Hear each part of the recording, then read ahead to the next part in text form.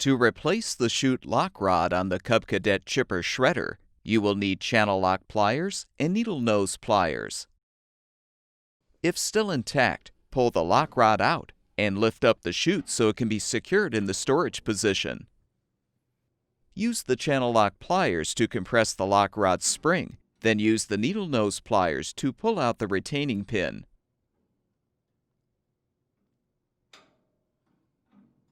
You can now slide off the washer and spring and remove the old rod. To install the new chute lock rod, insert it through the hole in the lower chute. Slide on the spring and washer, then insert the rod through the opposite hole.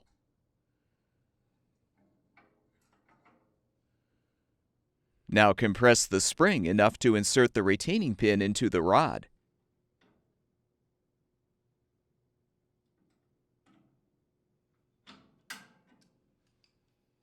Lower the chute and confirm the new lock rod secures it properly.